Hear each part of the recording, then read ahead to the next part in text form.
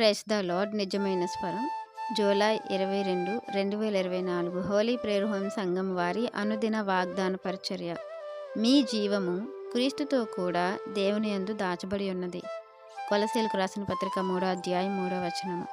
ప్రియమైన దేవుని వర్లరా, మనము మన సొత్తు కాదని, దేవుని సొత్తైన జనులమని, ప్రభు యొక్క రక్తము ద్వారా మనల్ని వెలపెట్టి కొనుక్కున్నారని మనకు తెలుసు.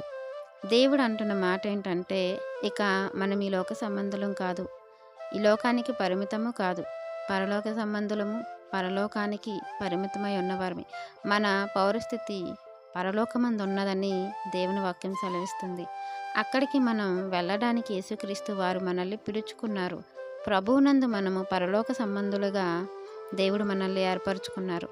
అయితే ఎప్పుడైతే మనము ప్రభువునందు ఈ లోకంలో మృతి పొందామో, ప్రభువును విశ్వసించి దేవుని యొక్క బిడ్డలుగా పిలువబడ్డాము, క్రీస్తుతో కూడా లేపబడిన వారమై ఉన్నాము. కాబట్టి ఈ లోక సంబంధులుగా, ఈ లోక సంబంధమైన వాటి కొరకు మనం ఆతురపడకుండా, వాటిని వెతకకుండా పైనున్న వాటిని వెతకాలని దేవుడు సెలవిస్తూ ఉన్నారు.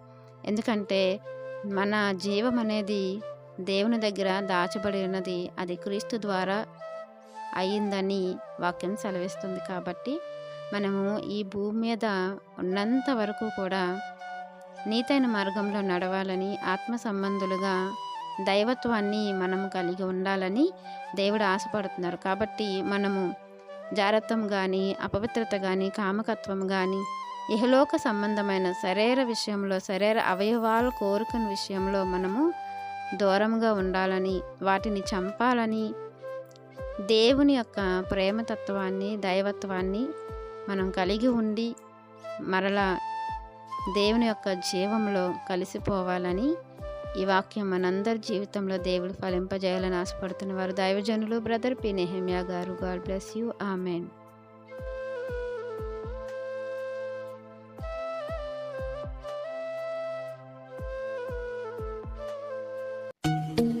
Hi friends, holy prayer home Gajuwaka సంఘం వారు మాట్లాడిన విలువైన దేవుని సందేశములను మీరు వినటానికి మా యొక్క యూట్యూబ్ ఛానల్ హోలీ ప్రేయర్ హోమ్ను సబ్స్క్రైబ్ చేసుకొని పక్కనున్న బెల్ ఐకాన్ క్లిక్ చేయగలరు.